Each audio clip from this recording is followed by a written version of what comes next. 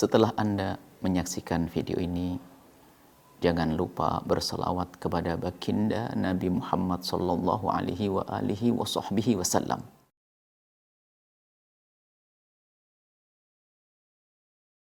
Bismillah.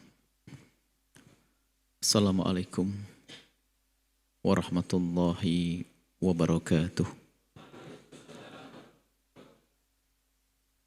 Alhamdulillah. Wasyukru lillah. Wassalatu wassalamu ala rasulillah. Habibina Sayyidina Muhammad ibn Abdullah wa ala alihi wa ashabihi wa mawalah. Allahumma ya Rabbana inna nas'aluka fahma ulama'ika al-amilin wa ilhama awliya'ika as-salihin.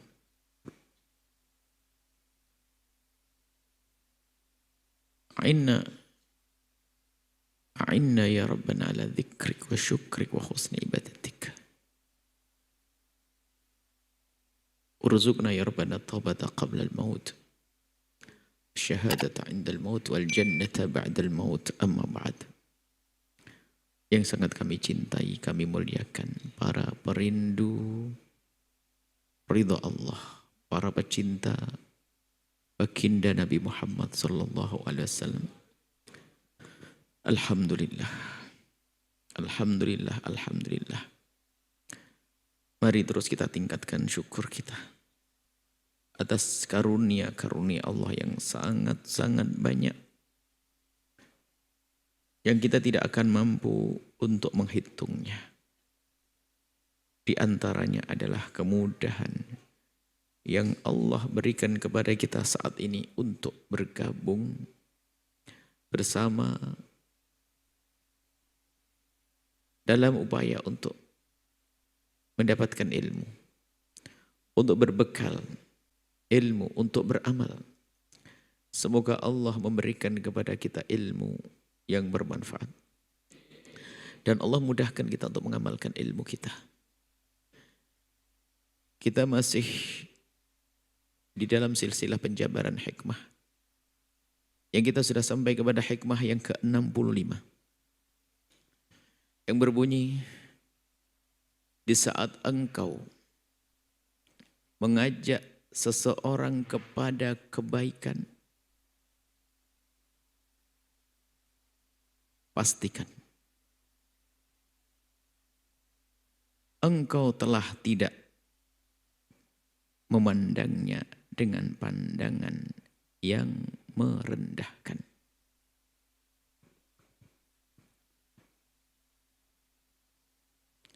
Mengajak kepada kebaikan adalah tugas kita semua yang merasa menjadi umat Nabi dan ingin menjadi umat terbaik.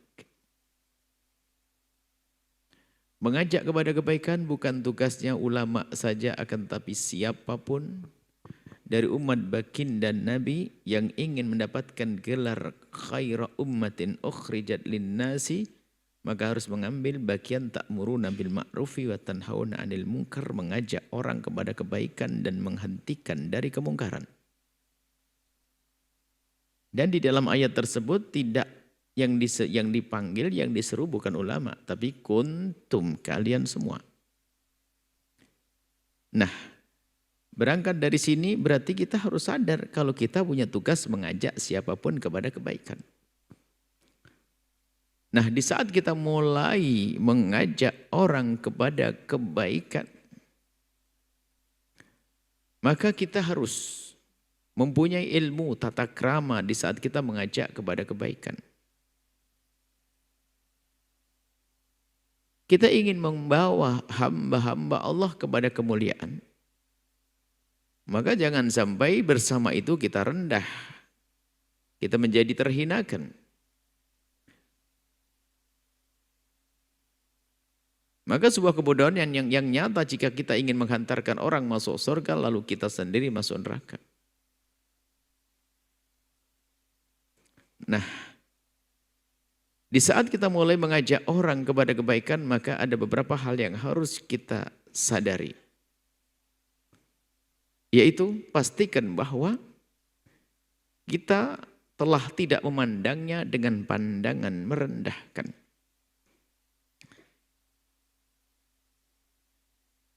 Orang lain kepada kebaikan, yaitu perasaan bahwa dia lebih bagus dari dia, dari orang yang akan diajak. Kalau hanya sekedar mengatakan, aku lebih bagus dari orang lain, itu hanya satu kesalahan. Tapi kalau sudah menjadi merendahkan orang lain, menjadi dua kesalahan. Dua ciri orang sombong diambil.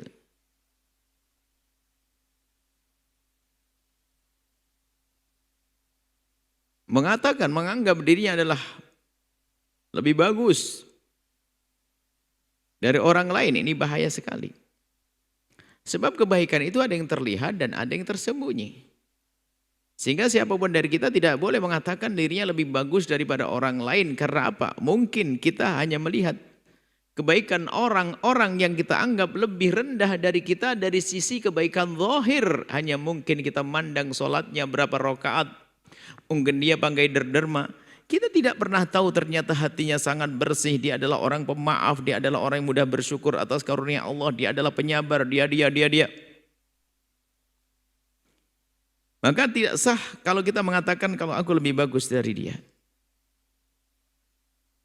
Dan orang yang selalu mengatakan dirinya lebih bagus dari orang lain, ini ada imamnya dan ada sanad ilmunya. Ke atas sanad ilmunya kepada musuhnya, kakek kita Nabi Adam, yaitu iblis yang mengatakan ana khairun minhu. Aku lebih bagus daripada Adam.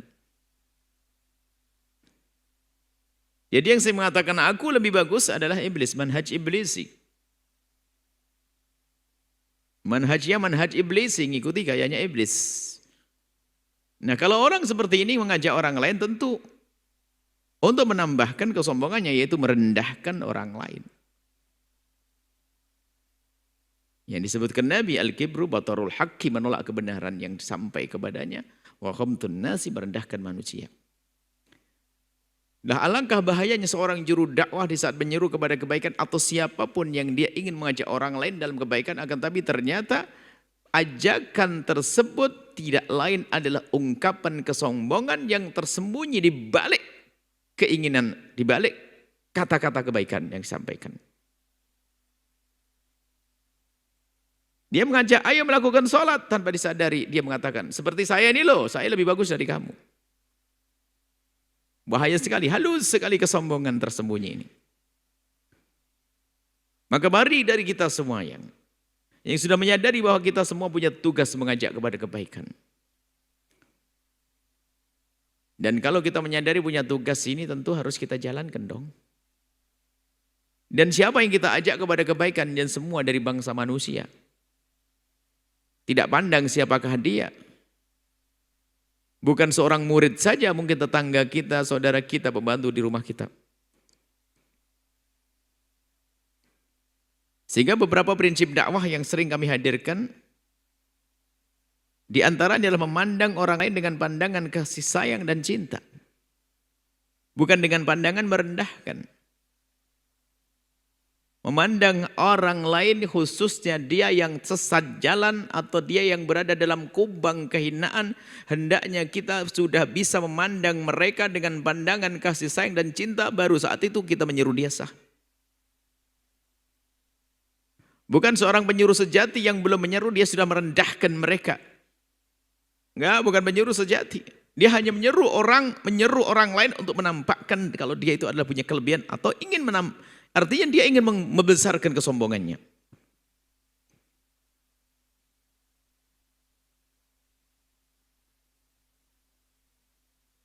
Menata hati.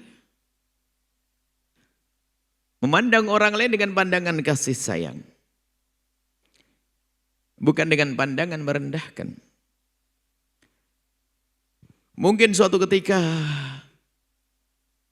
kita berada di sebuah perjalanan. Mungkin melewati stasiun atau alun-alun atau tempat-tempat yang di sana terdapat hamba-hamba Allah yang diuji dengan kemaksiatan. Mohon maaf, wanita yang telah merendahkan diri mereka sendiri dengan kehinaan kemaksiatan. Jika ada yang mendengar suara ini dari orang-orang yang diuji oleh Allah dengan kehinaan kemaksiatan zina, semoga Allah berikan kesadaran dan Allah mengampuninya. Mungkin kita melihat wanita di saat ada mobil yang berlalu, dia melambaikan tangannya. Kita sebagai seorang santri mungkin atau mungkin bahkan habis selesai pengajian, lewat alun-alun, terminal, stasiun, tiba-tiba ada wanita yang melambaikan tangan. Di saat mobil kita sedikit ngerem saja mereka mengejar. Wanita yang ingin mengajak bermaksiat.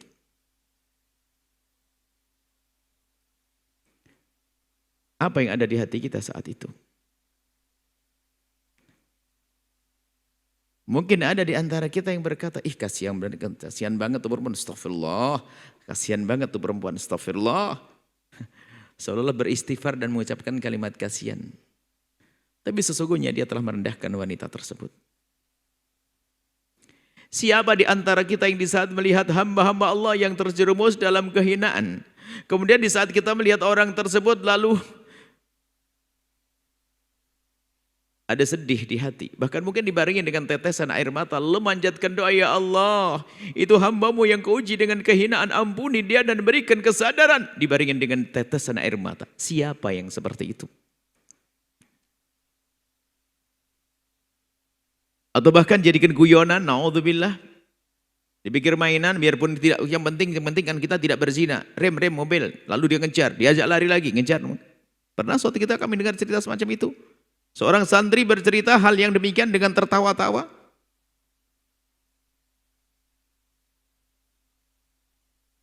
Tidak memandang mereka yang terjerumus dalam pandangan kasih sayang. Gak mungkin jadi juru dakwah yang sesungguhnya. Dia mestinya menangis karena itu umat Nabi Muhammad terjerumus dalam kehinaan. Menangis seharusnya. Tapi malah dibikin mainan. Ayo.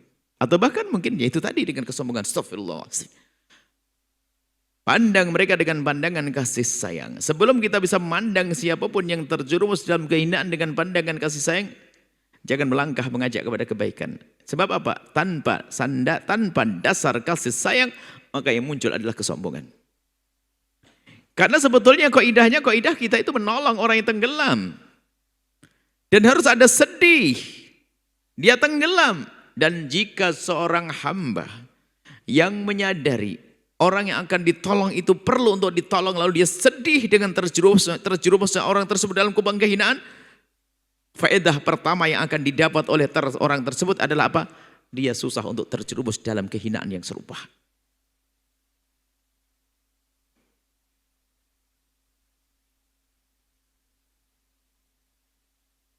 Dan terdapat di dalam hatinya mahabbah yang dirindukan oleh Nabi SAW.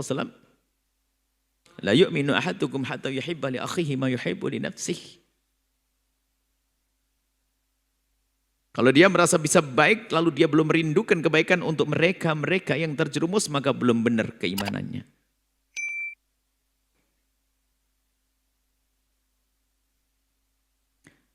Kita sering mati hati kita ini. Hati kita sering mati. Mungkin kita yang di kampung, kita bicara di kota, di kampung. Di kampung mungkin kita sering mondar-mandir pergi ke masjid setiap hari Jumat. Lalu kita melihat tetangga kita yang tidak sholat Jumat. Ada bermacam-macam model manusia di saat melihat tetangga yang tidak sholat Jumat. Yang pertama adalah orang yang cuek, bebek.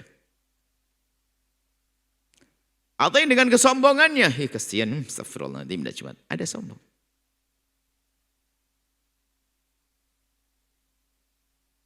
Umumnya adalah dua orang ini. Umumnya adalah dua model manusia. Cuek bebek, gak pernah peduli. Yang tidak peduli sesungguhnya imannya yang kropos. Kita perlu orang yang ketiga, yaitu orang yang di saat melihat tetangganya ada yang tidak sholat Jumat, sementara dia sudah wajib Jumatan. Yang kita inginkan, yang kita rindukan adanya manusia-manusia yang di saat melihat orang-orang seperti itu, lalu hatinya sedih, menitikkan air mata. Tidak lepas dalam panjatan doanya. Akan doakan orang tersebut. Urusan menegur mah nanti, orang menegur, mengajak bicara itu babnya nanti. Bahkan kita harus punya rambu-rambu. Aku tidak boleh mengingatkan dia dengan lisan saya sebelum aku di malam hari mengadu kepada Allah. Itu rumus seharusnya. Cuman kadang orang tidak begitu. Dia mengajak dulu dengan kesombongannya. Tidak, Imam Nawawi mengingatkan sebelum kita mengajar, hendaknya seorang ustadz itu sudah melakukan malamnya itu sholat untuk santri yang akan diajarnya. Atau kalau sudah masuk majelis, jika itu masjid, sholat tahiyatul masjid sekaligus mendoakan. Kalau bukan masjid, sholat 2 rakaat, sholat sunat mutlak, lalu mendoakan muridnya. Hendaknya begitu. Bukan dengan kesombongan.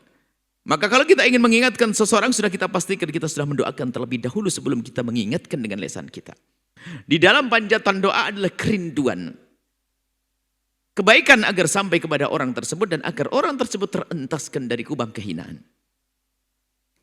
Ini harus ditata kalau kita ingin mengajak kepada kebaikan. Dan itulah da'i yang sesungguhnya, juru dakwah yang sesungguhnya. Bukan dengan kesombongan. Atau bukan dengan cuek. Kalau cuek imannya keropos. La yuminu ahadukum hatta yuhibba li akhihi. Berarti nggak ada cinta kepada saudaranya. Imannya di mana?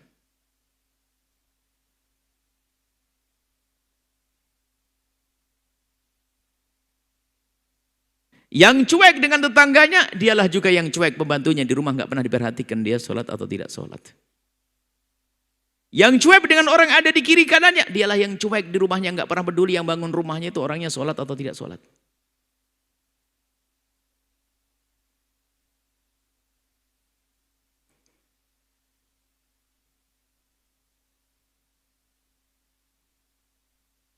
Mulai dari diri. Sebelum untuk ngajak orang lain kepada kebaikan, tata hati. Pastikan bahasanya kita telah tidak memandang mereka dengan pandangan merendahkan. Tapi yang ada adalah pandangan kasih, sayang dan cinta.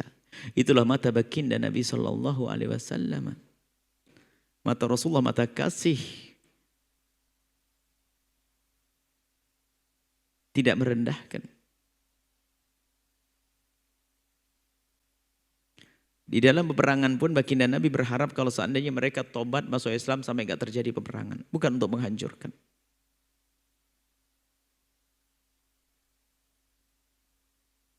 Mari kita tata hati kita semuanya. Jangan biasakan kita memandang orang lain dengan pandangan merendahkan. Dan itu sebetulnya berangkat dari kekotoran hati. Di dalam hatinya ada prasangka buruk, ada benci, ada dengki, pokoknya gudang kotoran. Tapi yang hatinya sudah senantiasa dibersihkan, begitu mudahnya berprasangka baik. Begitu mudahnya untuk memberikan kebaikan kepada orang lain. Begitu mudahnya memaafkan. Begitu mudahnya memberikan kebaikan, memberikan hadiah dan seterusnya. Begitu mudahnya bertutur kata yang lembut karena dia punya kasih sayang. Yang mengingatkan, yang membawa orang kepada kebenaran tidak dengan kasih sayang, berat susah.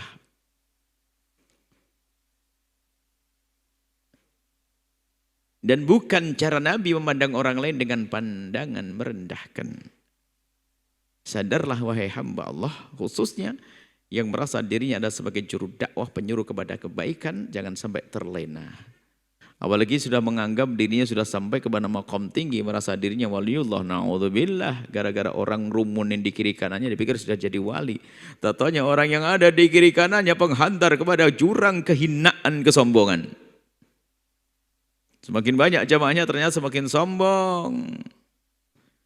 Tumbuh kasih sayang kepada manusia tidak tumbuh. Sehingga tidak pernah peduli dengan orang-orang yang mengalami kehinaan. Akhirnya muncul penghinaan.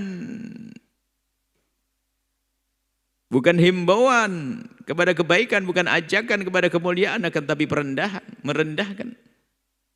Tersungkur manusia tersebut yang semula seolah-olah dia mengajak kepada kebaikan. Akan tapi ternyata semua yang dilakukan hanya untuk membesarkan kesombongannya. Sehingga kalaupun punya pondok pesantren bukan menjadikan dia semakin dekat kepada Allah. Semakin menjadikan dirinya sombong. Dia punya murid banyak tetap menjadikan sebab sombong. Ibadahnya pun juga menjadikan dia sombong. Ujub. Rugilah dia. Iblis itu terjerumus bukan dengan kemaksiatan. Iblis itu terjerumus karena kebaikannya. Dia yang merasa sudah sujud, dia adalah bukan dari golongan malaikat karena kebaikannya adalah kebaikan yang luar biasa. Ibaratnya tidak ada sejengkal bumi kecuali sudah digunakan untuk sujud. Iblis punya kebaikan yang banyak. Karena dia adalah begitu baik, kebaikannya banyak, ibadahnya banyak sampai dia digolongkan bersama para malaikat. Diangkat bersama rombongan para malaikat. Akan tapi di saat mendapatkan perintah untuk sujud kepada kakek kita, sujud penghormatan, kesombongan yang muncul. Aku yang sudah punya ibadah bertahun-tahun, aku yang sudah pondok banyak ini, aku sudah punya santri ribuan ibaratnya begitu. Aku sudah menjadi ahli ibadah, sudah punya prestasi begini. Masa saya suruh hormat kepada Adam yang baru diciptakan belum punya prestasi? No, nggak mau saya. Ana khairun minhu. Oh, aba wastakbara. Karena kebaikan yang pernah dilakukan. Menjadikan dia sombong. Rugilah dia menjadi hamba yang terkutuk. Di saat ditegur pun karena sombong, bukan insaf. Lalu mengatakan ampuni aku ya Allah. Tidak. Anna khairun minhu. Berbeda dengan ayahanda kita, Nabi Adam, manhaj abawi. Di saat diingatkan, Rabbana dhalamna anfusana. Langsung ya Allah kami salah. Wa ilam taghfir lana wa tarhamna lanakunanna. Niscaya kami akan menjadi orang-orang yang rugi. Ya Allah, kami menyesal. Selesai. Semoga Allah menjauhkan kita dari kesombongan. Allah menjadikan hati kita hati yang penuh kasih. Memandang orang lain dengan penuh kasih. Tidak dengan kesombongan. Semoga Allah mengampuni orang tua kita dan guru-guru kita. Allah memberkahi anak-anak kita dan para santri. Dan semua yang menyaksikan acara ini diberi segala kebaikan. Lahir dan batin, dunia akhirat. Semoga Allah menjadikan kita hamba yang saling mencintai karenanya. Dijauhkan dari kebencian, kedengkian, dendam, yang ada hanya cinta. Diberi kesehatan lahir dan batin, panjang umur, sehat afiat, serta husnul khotimah kelak. Dan kelak bersanding bersama baginda Nabi Muhammad SAW. Al-Fatihah.